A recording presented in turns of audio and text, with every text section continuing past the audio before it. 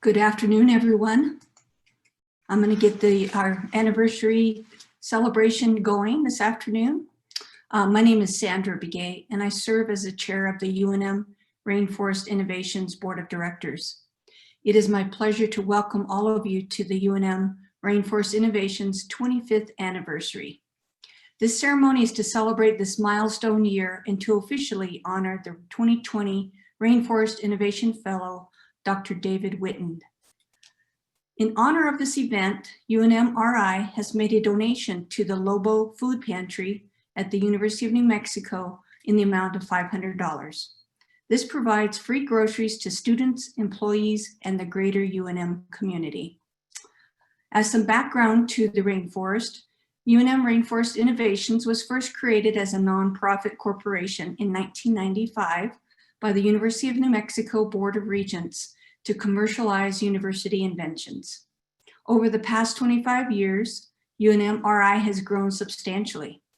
While our main goal or objective has been the same, the work of the Rainforest Innovations does not stop at technology transfer. Beginning in 2013, they began implementing the university's economic development initiatives.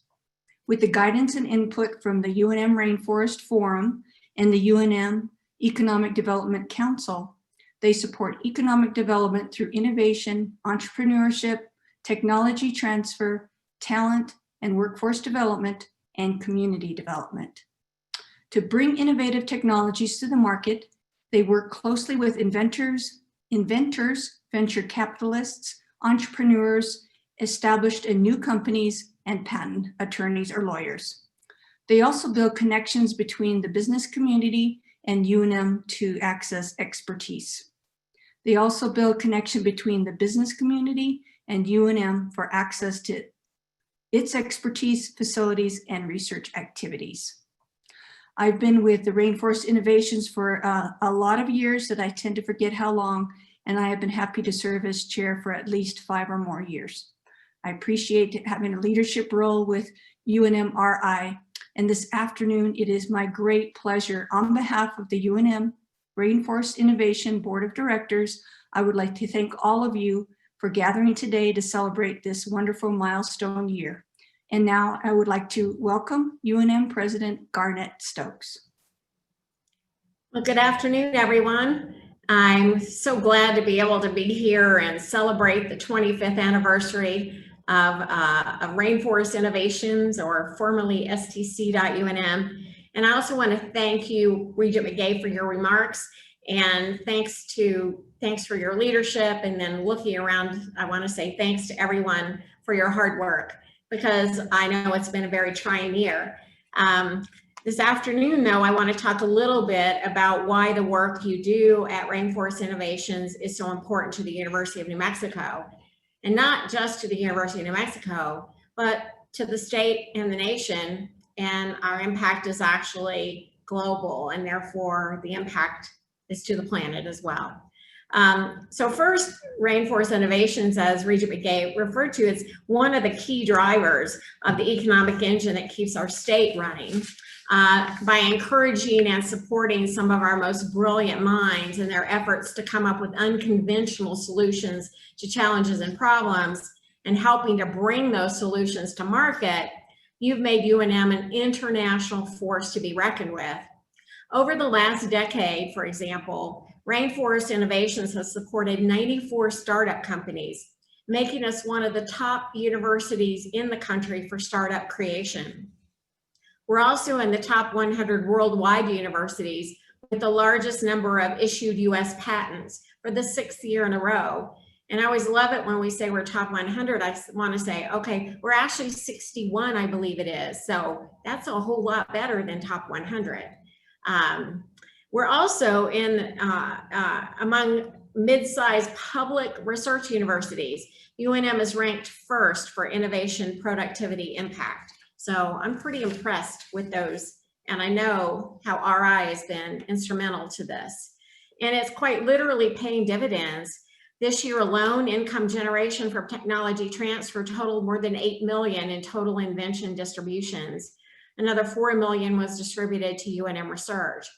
And this kind of economic success is a testament to the culture of cutting edge creativity that I think is nurtured fully by RI.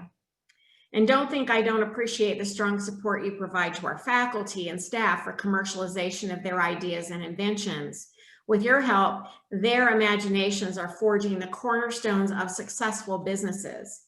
One of the things RI does really well is bring people together.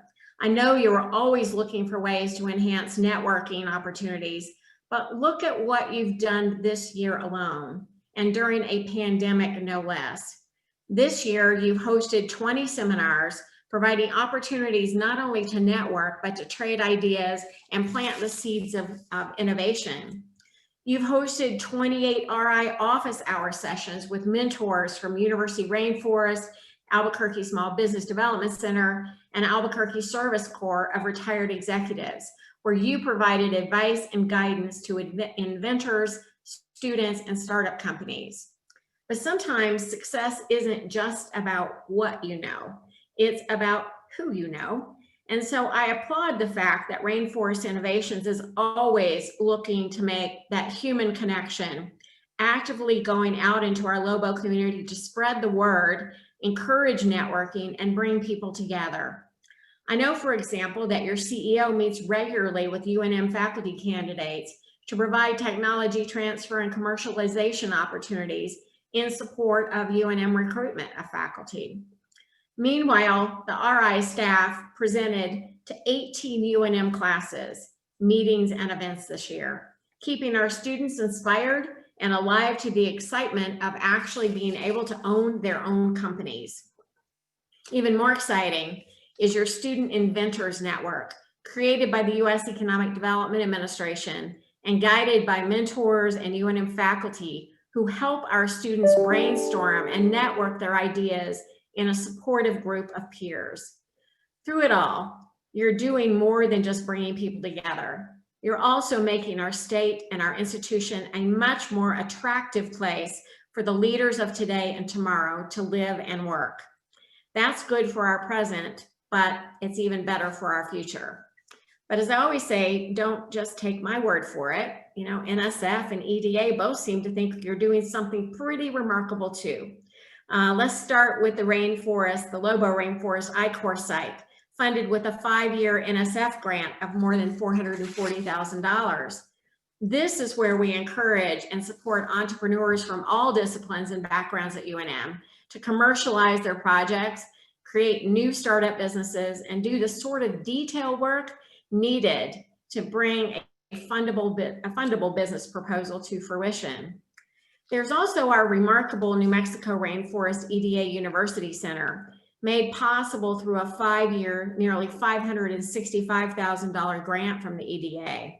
This is a program that combines training, support, and resources for emerging entrepreneurs, provided by experts and mentors who, once the pandemic hit, did most of their mentoring online, building relationships at our campuses in Albuquerque, Taos, Valencia, Gallup, and Los Alamos.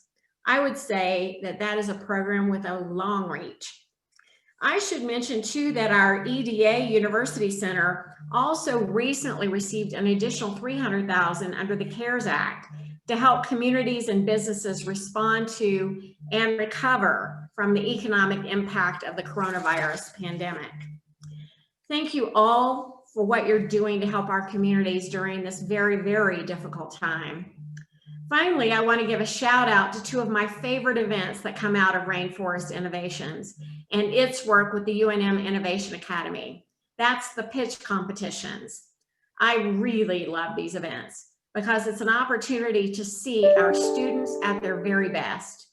So far, 11 pitch competitions have been held, with student entrepreneurs presenting innovative ideas for products, services, and technologies in a 60 to 90-second presentation in front of entrepreneurs, investors, and business professionals in the community. It's all at once nerve-wracking, exciting, and inspiring. And the pitch deck competition in February is especially thrilling since it offers winners a chance at a prize of $20,000.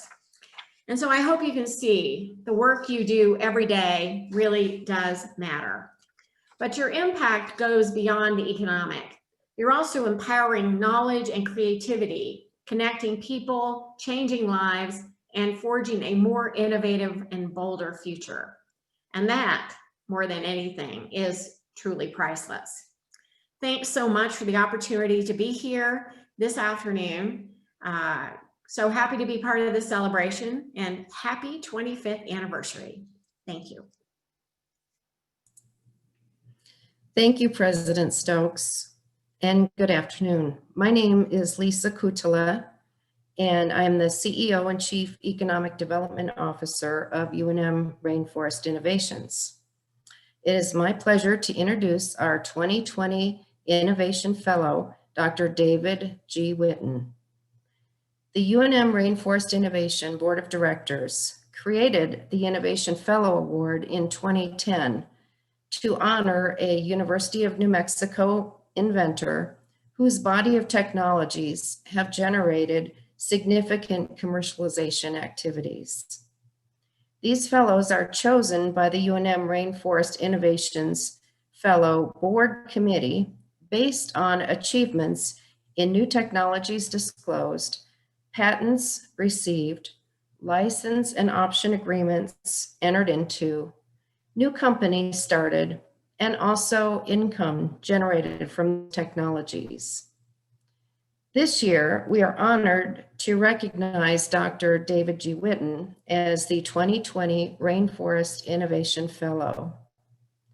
Dr. Witten has excelled as an inventor at the University of New Mexico, disclosing 34 technologies and has received 17 issued patents.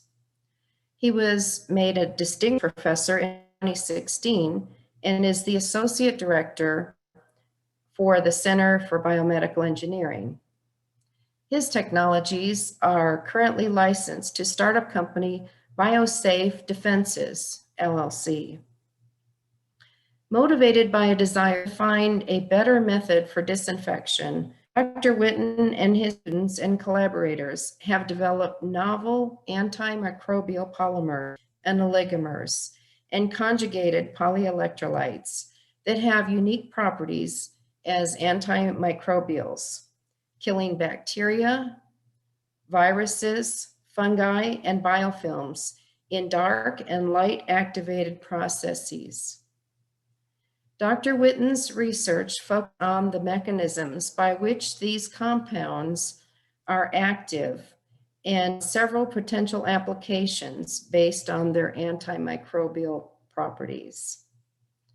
The UNM Rainforest Innovations Board of Directors is honored to recognize Dr. Witten as the 2020 Innovation Fellow for the work he has done and the work he continues to do at the University of New Mexico. And now please welcome Dr. David G. Witten.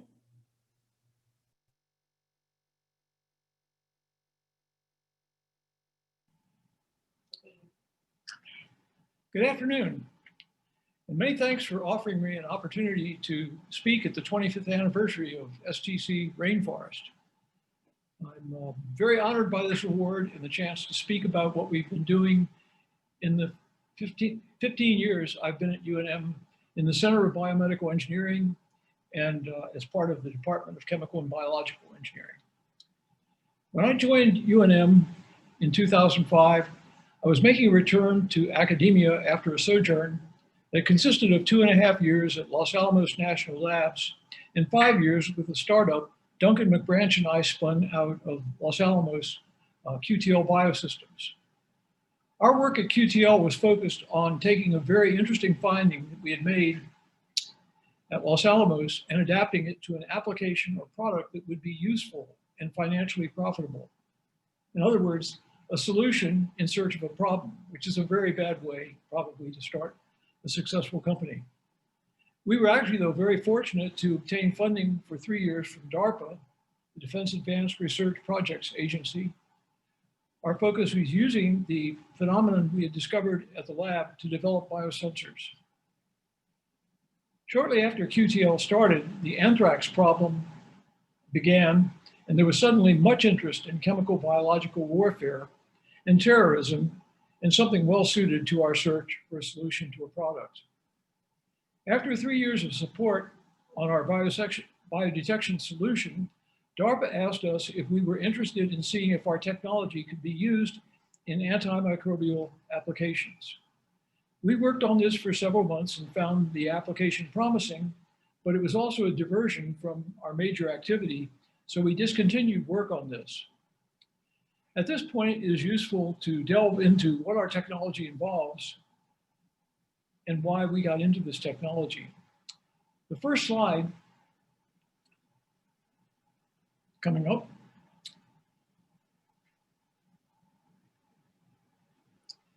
The first slide shows the 5 materials we've used in our most recent investigations. The 3 numbered 1, 2, and 3 are what we call oligomers. They're really derived from polymers. And our first interest in this area was in polymers.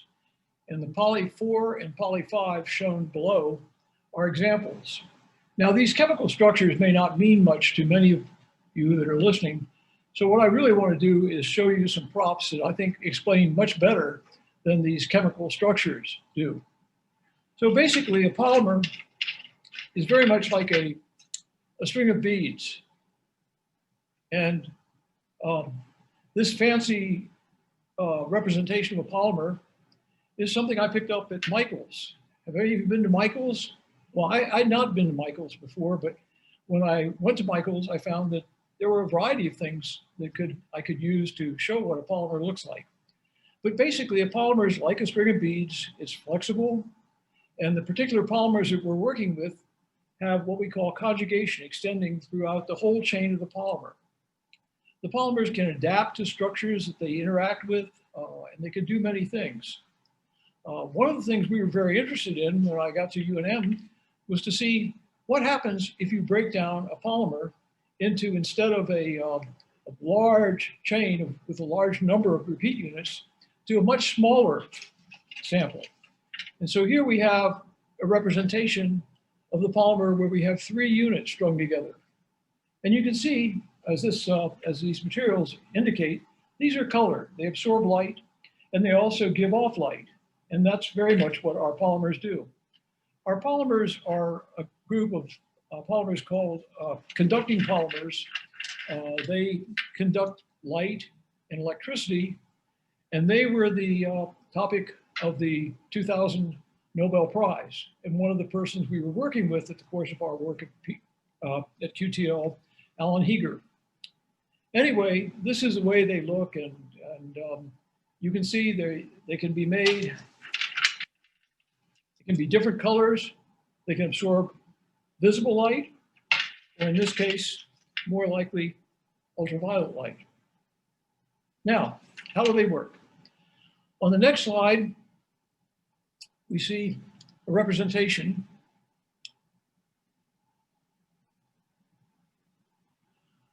This shows what I just explained with the props. On the upper part, we have a polymer, and this polymer has a special property, which all of our materials have. They have a charge group on each repeat unit. They can be anionic or, as shown here, cationic, positively charged. The oligomer is likewise. Now, this by itself is fairly inactive. But what happens is shown on the next slide is that when it absorbs light, ultraviolet or visible light, it becomes fluorescent, as shown here, and highly reactive. And the most important aspect of once we get to the excited state is it lives for a very short time. So you turn on something that's highly reactive, and then it can in turn react with molecular oxygen, a common component of air, and it can activate the oxygen, as shown on the next slide, by going from a ground state, triplet state, not reactive, to an excited singlet state that's very reactive and can easily penetrate a cell, a biological cell, and do a lot of damage inside that cell, but only once it's excited, and it can't travel very far. So it has to be close to the cell that you want to selectively damage. On the next slide, I give you an example of some of the activities we found in the last 15 years. First thing we found is that when you form the excited state of oxygen, you can really damage biological systems. Our first work was primarily with bacteria, as shown here, where we see on the left in the center, E. coli, a common pathogenic bacteria. It doesn't have to be pathogenic, but certain species are. And when we expose this to singlet oxygen, what happens is something goes on in the center of the cell, as shown here on the right of the blue arrow. You can see that the contents of the cell, the cytoplasm, which consists mostly of nucleic acids and proteins, are damaged. You can see they're cross-linked or they form a solid. Now, what's interesting is if we have our materials in contact with E. coli in the dark, is shown just to the right, where we have dark activity. What we find there is something very different happens, but it's still very important. Basically, what happens is the oligomer, in this case, actually pokes a small hole or actually goes through a pore in the bacteria. And that widens the pore and the liquid cytoplasmic contents spill out. And that kills the bacteria. So we have two ways of killing it that give different products. And that can be very important depending upon what our goals or objectives are. We also find that, as shown from the lower left-hand corner, T4, which is a virus, it's called a bacteriophage. T4 infects E. coli, and that was very convenient for us to work with. Also very convenient, T4 has no lethality or injury to humans, so you can work with it in a fairly open lab. And as you can see, with singlet oxygen, you have a severe damage to the virus, and that, of course, inactivates it. Another pathogenic material we've looked at are yeasts, and as shown on the upper left, the yeast can be damaged by singlet oxygen, and you can see what happens is there's a gross change in the structure of the cell on the envelope, and that's very damaging to the cell and deactivates the yeast. On the next slide, another thing about our materials which makes them very useful is they are fluorescent. And in this slide I show in the center, we have a polypropylene square solid that we've coated the surface with one of our materials. And you can see when irradiated with an ultraviolet lamp, it becomes strongly fluorescent in the center. And under those conditions, it's very active towards bacteria.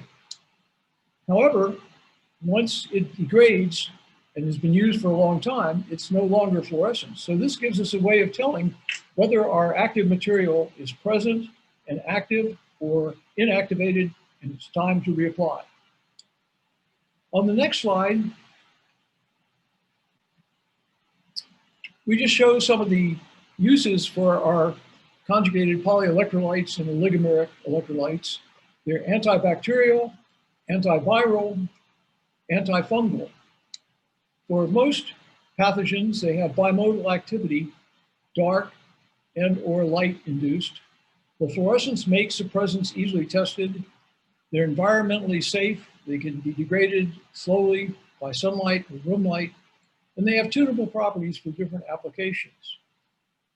We've looked at their toxicity towards mammalian cells, human skin, and a mouse model, and they're very non-toxic. They're stable, and we see possible applications as wipes, coatings, permanent or removable solutions, and mixed formulations. The interesting thing along the bottom is actually a series of cuvettes, all containing the same polymer, a polythiophene, which absorbs light in the visible, and depending upon its environment, it fluoresces in many different colors. And you can see from green to yellow to orange to red and finally infrared. So we consider these kind of like chameleon molecules, chameleon materials. Okay, on the next slide, I show what we've done recently. These are tests we did last fall, actually in Austria. And we were interested in how fast do our materials actually deactivate, say bacteria. Here we focused on 3 different bacteria that are all available in pathogenic strains: Staph aureus, Staph epidermidis, and Pseudomonas aeruginosus. Staph aureus and Pseudomonas aeruginosa are members of what we call the escape pathogens. They're of great concern with regard to hospital-induced infections and antimicrobial resistance. So we've been looking at these with 30 minutes to 60 minutes incubation, and we decided, well, can we push this? Now on this slide, what we show is what I call log kills. So 1 is 90% killing, 2 is 99% killing, 3 is 99.9, 4, 99.99, and so forth. And the yellow part of the graph shows what happens on irradiation with light, and the darker gray is a dark reaction. And so what you see is you get very efficient killing for all of these in 30 minutes in irradiation. But we looked at it, we went to 10 minutes, and we found the results are almost the same after 10 minutes, which was a surprise to us. But these materials are really, really reactive, and we probably can go to even lower concentrations. So that's been a really exciting finding recently. Now, the most recent work we've been doing is shown on the next slide, starting on the next slide. We turn our attention back to viruses. And we had worked with viruses back in 2011 with the E. coli bacteriophages, the viruses that infect the bacteria. And what we found is that with different materials, we got very good killing. The black indicates a dark killing, the blue indicates a light killing, and again, on a logarithmic scale, we have several orders of magnitude of killing. Very, very effective killing, or I should say inactivation. The virus is not living. Anyway, we published this, and we hadn't done much with it until the coronavirus came along. And on the next slide, we decided, could we do something with respect to the pandemic, the current pandemic, which is caused by the SARS coronavirus 2. And this virus looks somewhat like a bacterial cell with one important difference. This is an envelope virus, and it has a protein coat. And that shields the ribose nucleic acid, which enables the virus to replicate. That's its only function. That's inside the envelope. And so it's likely to be more difficult to inactivate than non-enveloped T4 or MS2 that we just looked at. On the next slide, what I show, again, are the 5 materials that we've looked at in what we call a pilot study. And I show the structures on the left. The upper 3 are oligomers, the lower 2, poly 4 and poly 5, are polymers. And on the right, we have displayed the absorption spectra of this series of materials. And you'll note that the oligomers absorb at short wavelengths in the area where we're really dealing with near ultraviolet light. That's 1, 2, and 3. Poly 4 has a very sharp band in the visible, but near the edge of the visible. And poly 5, the thiophene polymer shown here, absorbs from the ultraviolet all the way across the visible. So we started looking at these with UV irradiation and visible light irradiation. And the next slide shows how we determine virus activity or inactivity. What we see here is a Petri dish, and it's coated with a monolayer of monkey cells, virus E6, and then it's stained with crystal violet. And then it's exposed to a sample that may or may not contain active virus. The active virus, if there, begins to form a plaque. And the plaques are shown by these white spots. So if we start with the sample and have no virus there, it would be totally blue. As we hit it with a large coating of virus, it goes to being completely white. You don't see the crystal violet at all. And of course, in between, what you have are countable colony forming units, as shown by these circular spots. And that enables us to very easily monitor the viability of the virus. Now, working with live coronavirus, we needed desperately to find a partner to work with, and we weren't sure we could do that at UNM. But we were really fortunate in June to come in contact with Allison Kell, a new faculty member in the Department of Molecular Genetics and Microbiology. And she has live coronavirus to work with and also the way of analyzing it. So we developed a protocol and we started our testing. On the next slide, what we see are the results of our experiments. All 5 materials that we used are active against the SARS-CoV-2, the active virus in COVID-19.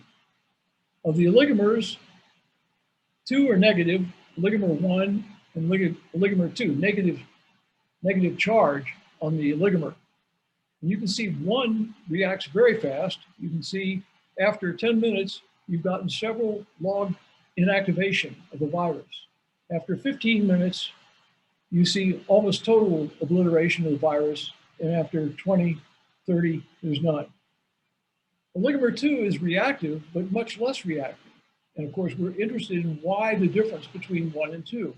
We chose materials that would be representative of the different kinds of antimicrobials we prepared in our labs. Oligomer 3 is positively charged, and it's very reactive. After 5 minutes, you've got several log inactivations. After 15 minutes, 10 minutes, it's gone. No oligomer of control, what we find is very little inactivation when the virus, samples of the virus are irradiated with ultraviolet and no compound present. On the right, we irradiate with visible light, and we look at the 2 different polymers, both with ultraviolet and visible. The upper one is polymer 4, which is one we found very reactive towards bacteria and biofilms and so forth. It kills or inactivates the virus, but not nearly so well as polymer 5, which is really the winner here because it's reactive in both ultraviolet and visible light, and which means that you could probably have this in a passive situation as part of clothing, as part of on a surface. And activation with room light or visible light would completely eradicate the virus. So we're really excited about that. Okay, on the next slide, why does it, we find that there's no dark reaction. I should have pointed to that on the previous slide. So when we take the virus and put it in the presence of our oligomers or polymers, we don't see any reaction whatsoever. And that's perhaps understandable. And it means that there is a dark process, but it doesn't ruin the virus. We think what happens is the oligomer or polymer sort of docks on the surface of the virus, as shown here, and it doesn't inactivate the virus. But when it's irradiated with visible or ultraviolet light, the light that's absorbed by our material, then it generates a single oxygen, and that goes into the virus and inactivates the RNA. On the next slide,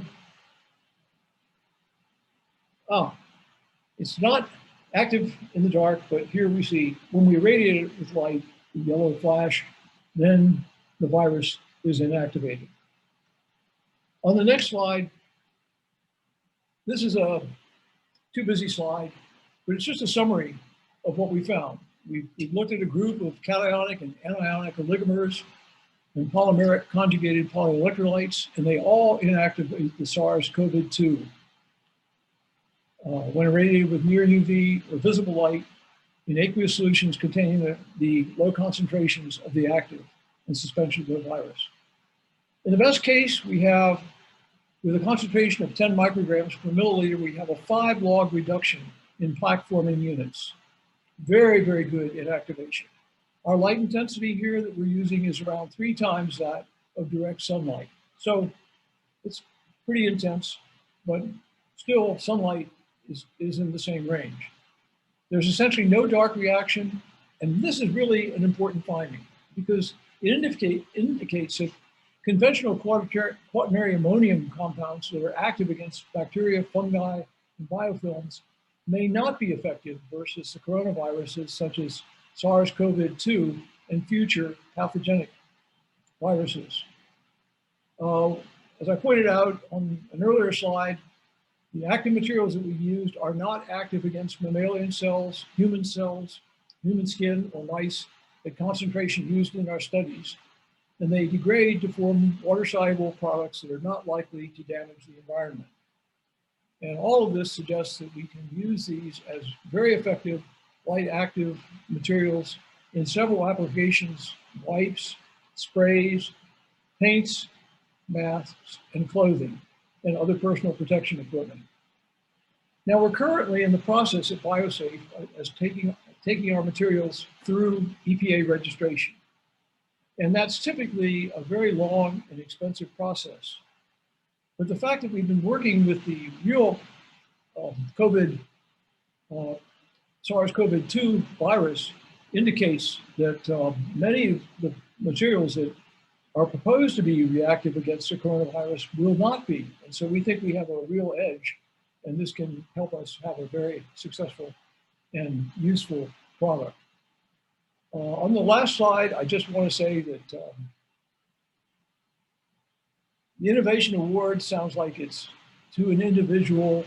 This work could not have been done with many, many coworkers who bring different skills, different techniques, different perspectives to our studies. And that includes, for example, in our center, Eva Chi, Renee Ista, on North Campus, Allison Kell, and then coworkers such as Kirk Shantz, who's been working with me on this area, got me into this actually for more than 20 years. And then our students, Patrick Donabedian, now in med school, Florencia Monge, also in med school, Pradeep, a postdoc with Kirk Shantz, and Virginie Bondu with a postdoc with Allison Kell. And of course, this work is not just the work that we've been doing with coronavirus, but all the work since 2005 and 2017 with a really talented group of students and postdocs I've been fortunate enough to work with at the University of New Mexico. Our work has been supported by the Defense Threat Reduction Agency, mainly, and also by NIH, NSF, and now from Biosafe. So thank you very much. I'll be happy to take questions.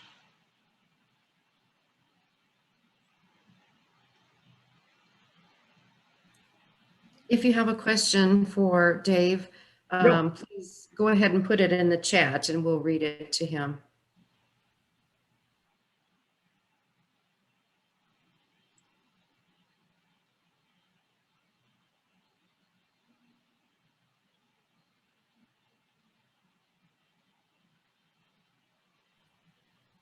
Okay, Dave, no questions. Thank you very much. Thank you. Oh, excuse me. We do have some questions. Oh, okay. Great. Takes a minute. Okay. What is the first product you'd like to launch? Okay, we've been thinking about that a lot now that we're going through EPA registration. And we're trying to register it as a disinfectant. We don't want to invest, we might have medicinal applications, but we don't at this point, and we don't want to pursue them because of the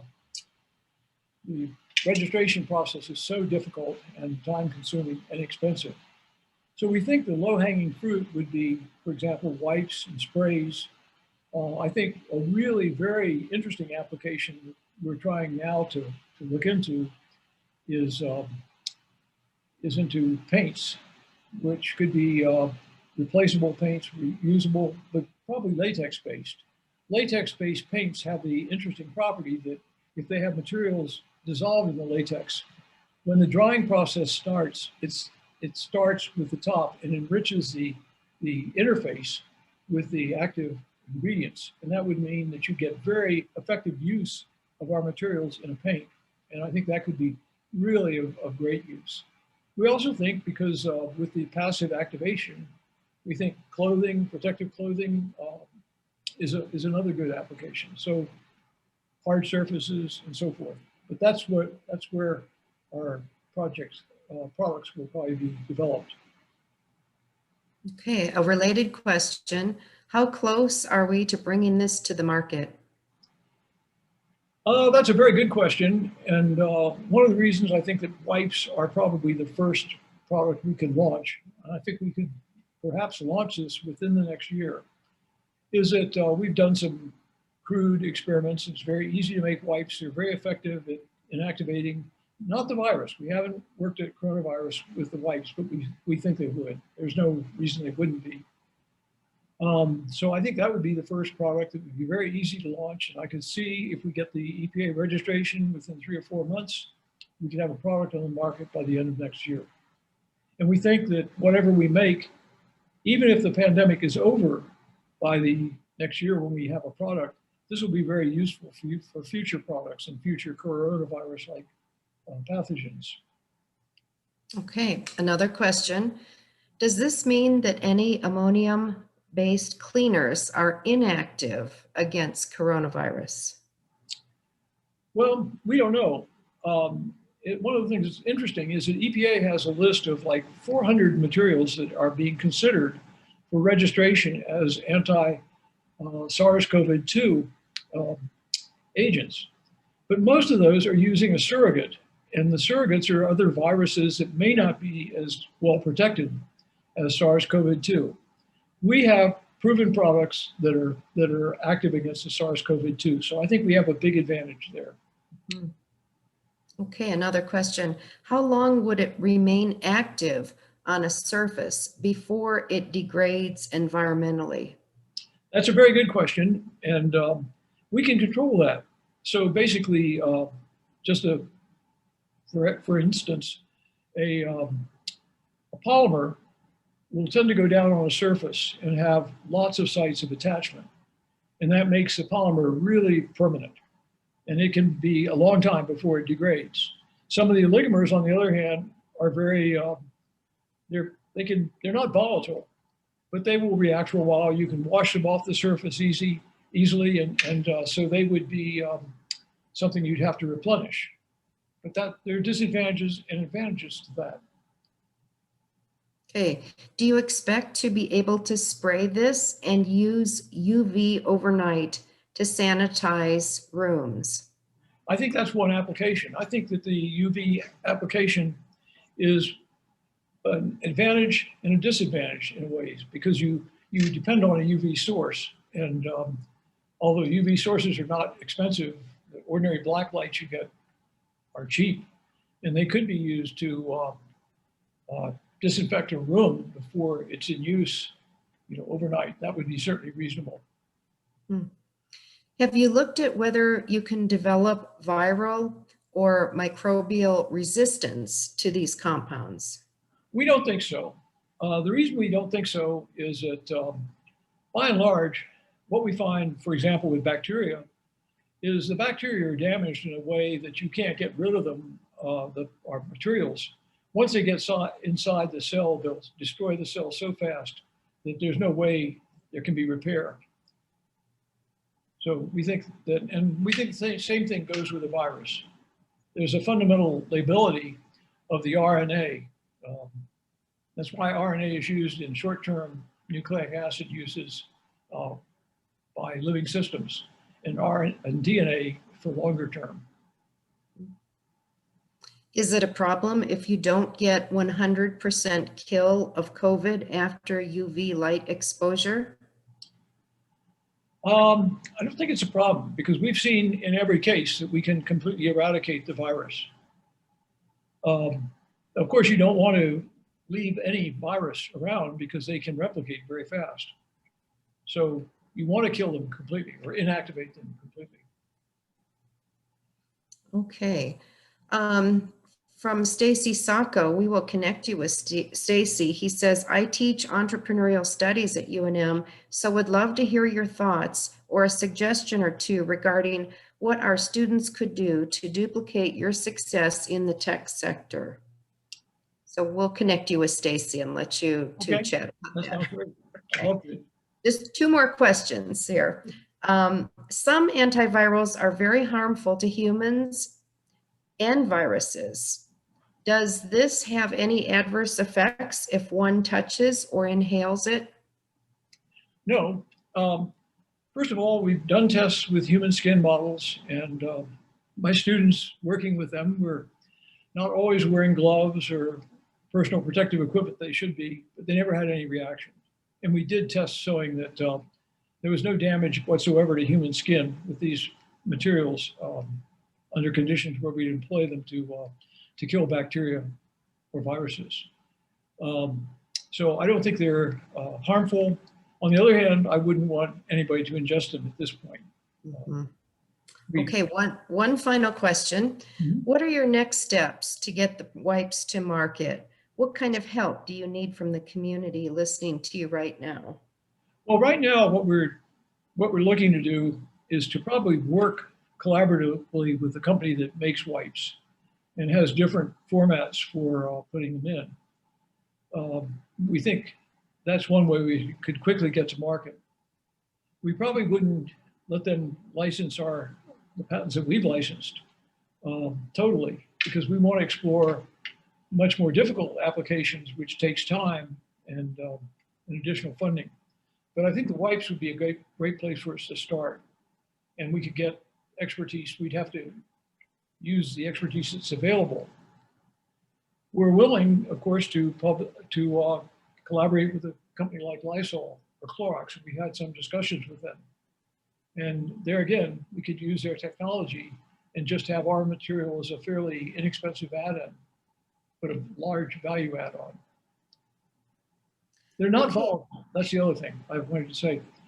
So we have a course in the chemical and biological engineering where we have the students work on several projects. And one of the projects the students have enjoyed, and I've enjoyed working with them on the last few years, is the OPE project, where we show them the OPEs and we say, what could you do with the OPEs to make something makes life better, solves a problem, etc.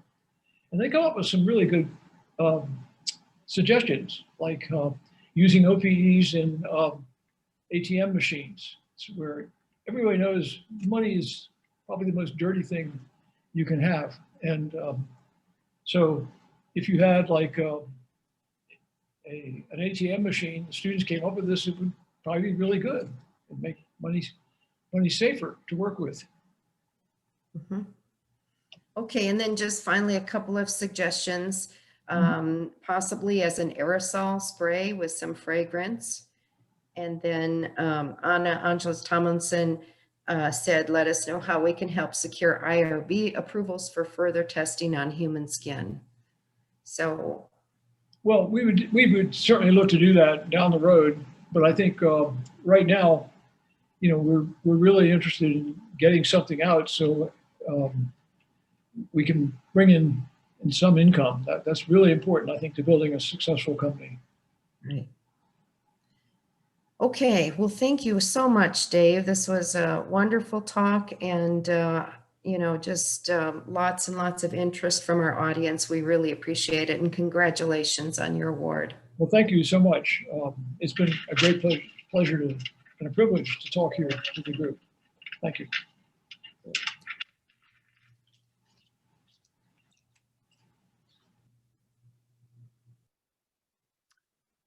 All right. My name is Greg Mayer. I'm a board member of, I still have trouble with Rainforest Innovations. I'll probably say STC many times during this presentation. And let me thank Professor Witten for his great keynote address. Very interesting topic, very timely. And gosh, we hope his company can get a product to market soon to help people through the pandemic. I'm going to share some slides and let's see. And can you see my slides? Okay, great. So anyway, as I said, I'm Greg Mayer. I've been a member of the board of directors of Rainforest for 25 years. I think I'm the longest serving board member. And I remember, well, I'm coming from you today from the San Francisco Bay Area. and near Berkeley. And I remember I was working at McKinsey & Company in San Francisco when I got the request to join the board, and I had to get all kinds of approvals and stuff. I do have long roots in New Mexico. I used to run a company called Vivigen, then Genzyme, now it's LabCorp up in Santa Fe, New Mexico, a clinical genetic testing company. And my wife and I bought our first home there. We had our children there. So I just love being back there and have always enjoyed coming back for board meetings at STC, and hope we're able to do that again together in the near future. I'm going to show you some pictures and just talk about some of our major activities over the last 25 years and a little perspective on the future. So this first slide shows our different names, starting as the UNM Technology Development Corporation, and all the branding changes that we've been through over 25 years. As President Stokes said, it all started in 1994, when the Board of Regents had the great foresight to form what was first called the UNM Technology Development Corporation. And on this slide on the left here are the regents at the time: Jean Gallegos, Siegfried Hecker, Roberta Cooper-Ramo, Jean Samberson, Penny Taylor-Remby, Arthur Melendres, and Barbara Brazil. And in 1995, the company, being STC, or being then the Technology Development Corporation, hired its first president, Chuck Wellborn, who's in the middle here, and first staff member, Jerry Marusek. And Chuck has been a fellow board member ever since, so I think he's the second longest serving board member now. In 1996, the Regents adopted a new policy. They changed the name to STC and then defined the new nonprofit's purpose as follows. The sole purpose of the STC is to support the mission of the university by promoting, developing, and administering research parks, technology commercialization and transfer, and any other activities permitted under the Act. The STC is intended to promote the economic well-being of the state of New Mexico, as well as the mission of the university, by bringing special expertise to the commercialization of university-owned intellectual property and management and development of the university's research park. So one way that the Regents brought in special expertise was by stipulating in the Articles of Incorporation that at least half the board come from outside the university, the other half being inside, bringing needed expertise. And we've always had a strong and impressive board. I've met so many great folks, many of whom I see on this call today, and I see my friend Robert Fisher, who I brought in to the board as well. So it's been a great group of people to be associated with. Here's our first location on the left at the University Center Research Park at 851 University. And then after the new building on the right was built right across the parking lot, we moved there. Now the large picture on the right here is Lisa, our CEO, and her current staff. You've seen we've grown from Chuck and Jerry now to, looks like I think we're about 15. And I want to recognize Denise Bissell, who's sitting on Lisa's right. Her title now is Executive Assistant to Lisa and the board. She's a terrific writer, a great communicator, has been a fabulous asset to the organization, and we've always really enjoyed having her. And I just wanted to recognize her long service to STC. And on the left side are pictures of some of our student interns. Over the years, we've trained and employed 145 UNM student interns, which really is supporting the education mission of the university. As I mentioned before, one of our primary missions is economic development. So in collaboration with the university, Rainforest Innovations has held 2 economic development summits in an effort to help grow our New Mexico economy. The picture on the left is from 2012, which was our first summit with Victor Wong as the keynote speaker. Victor, you may know, is an expert in developing entrepreneurial ecosystems. And the picture on the right is from our second summit in 2015. The keynote then was by Victor's collaborator, Greg Horowitz. And these two, Victor and Greg, are the co-authors of The Rainforest, The Secret to Building the Next Silicon Valley. The philosophy described in this book really formed the basis of our new approach to economic development here, the rainforest, and of course has inspired the new name for STC, Rainforest Innovations. And here's some other pictures from economic development activities in which we played a role. And we see a former mayor of Albuquerque, the head of Los Alamos. We see a former governor, and so on, all with Lisa and with some of our staff members. Every year, we hold the Innovation Awards to honor UNM faculty, staff, and students who've received issued US patents and registered US copyrights and trademarks within the past year. The participants receive a plaque memorializing their patent plus a cash award. This year, of course, like everything else, we had to do it virtually due to COVID, but you'll see some of our notable inventors up on the screen. Many of them are repeat cast members. And of course, we created in 2010 the UNM Innovation Fellowship, which is awarded annually and includes a small stipend. Here are our fellows listed from 2010, the very first one being Steve Bruick, and through 2020. And of course, today we're honoring Professor Witten, who is our Innovation Fellow for 2020. Another one of our major activities in the Rainforest Innovations is supporting the formation of startups. And we do lots of them. President Stokes, I have to correct your mistake. We've actually started 144 to date. And then here are some of the company names of some of the names of the companies we've started. And I just wanted to share briefly one of our notable success stories, IntelliSite.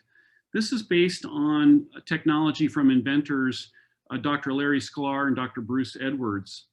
Back in 2006, a gentleman by the name of Terry Dunley was looking to move to New Mexico. And you may know that Rainforest Innovations, among other things, tries to recruit experienced CEOs to New Mexico to put them together with our technology, help them raise money and start companies. So Terry Dunley came to New Mexico. He met with our team at Rainforest Innovations. We hooked him up with some technology from Larry Sklar and Bruce Edwards. He became our first tenant. They became, the company, IntelliSite, became our first tenant at the Checky Venture Laboratory, which is our incubator for startups. And over the next 6 or 8 years, he successfully, the CEO, raised $20 million in venture funding over a number of rounds and ended up selling the company to Sartorius, a German company, in 2016 for $90 million. Company has currently 120 employees and continues to operate in New Mexico. So this is the kind of economic development success story that we hope to repeat many, many times. We're also involved in many partnerships. Here's a picture of one of our Innovate New Mexico technology showcases. This one was held in 2016. And these events link local startups with large corporation and investors who we invite from out of state. And we collaborate with all the tech transfer organizations at the 7 major research institutes in New Mexico, including, of course, UNM, but the Air Force Research Labs, Los Alamos, Sandia, NASA White Sands, New Mexico Tech, and New Mexico State University. And you see all the logos of everyone who's participating in the bottom here. We also work internationally. We train students and professionals from foreign countries how to do tech transfer and how to start startups by hosting visits and through our internship academy. To date, we've had 122 total professional internship academy participants and visitors from overseas. And I notice Ari Hoshi is on the Zoom today. She's played a key role in developing this in Japan and has hosted a number of Japanese university groups who've come through our training. This picture shows the construction of our 3rd location in the new Lobo Rainforest building. The groundbreaking was held back in 2016, and then here's a picture of it under construction in 2017. And here is the ribbon cutting ceremony in 2017. As you know, this building is really the first physical manifestation of the transformation to the rainforest. You're bringing all the components together, students up on top and all the organizations below. an incubator space, a cafe, casual places to meet and bump into people and start things.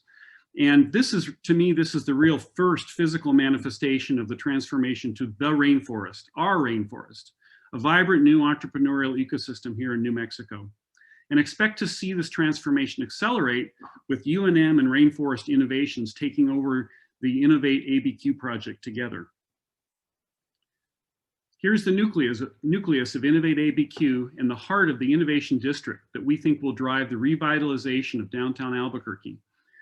As I said in the very first slide or second slide, STC started out in the real estate business 25 years ago, and now we're back in it, but we're today in a much more capable and experienced way. Here's a few metrics. Since 1996, UNM researchers have disclosed 2,222 new inventions. And since 1996, UNM Rainforest Innovations filed 1,628 patent applications, resulting in 754 issued US patents. We've executed 733 license and option agreements, spun off 144 startup companies from UNM Technologies alone. And as President Stokes mentioned, among its peer institutions, we're #1 in licenses and options signed, #2 in the number of startups created. And the Milken Institute has ranked UNM 28th among the universities in the US for technology transfer. Also, more recently, the Milken Institute State Technology and Science Index ranked the state of New Mexico 18th out of 50 in terms of technology and science environment. So we're doing really, really, really well. And here's my final picture. I love this. I love these pictures. These are from our 10-year anniversary that we celebrated at the UNM President's House. So this is 15 years ago. And I especially like the picture on the left. Here is Regent Sandra Begay, our current Rainforest Innovation Board Chair, and Lisa Kudla, our CEO. Sandra is a true visionary and has been such a strong supporter of the company, and also supporter of Lisa, who was our powerhouse CEO. Lisa came to then STC in 2003, and she has developed the company into one of the premier tech transfer organizations in the country. Between the two of them, they've done an amazing job at guiding the company with a combination of day-to-day methodical nuts and bolts systematic work, combined with out-of-the-box thinking and innovating. Things like bringing the rainforest to New Mexico. And it's been a thrill to be a part of it. We just finished a board planning retreat, and I can tell you that with our plans for the next 3 years, they're both keeping their feet firmly on the accelerator. Hang on tight, the best is yet to come. I'd like to close with a plug for a very good upcoming event. This is the next Business and Economic Summit coming up in 2021. The keynote speaker is Michael Crow, president of Arizona State University. Please register soon for this important event and make sure it's on your calendar. And with that, I'd like to thank you all for attending our 25th anniversary celebration today. Goodbye for now, and please stay safe. Bye-bye.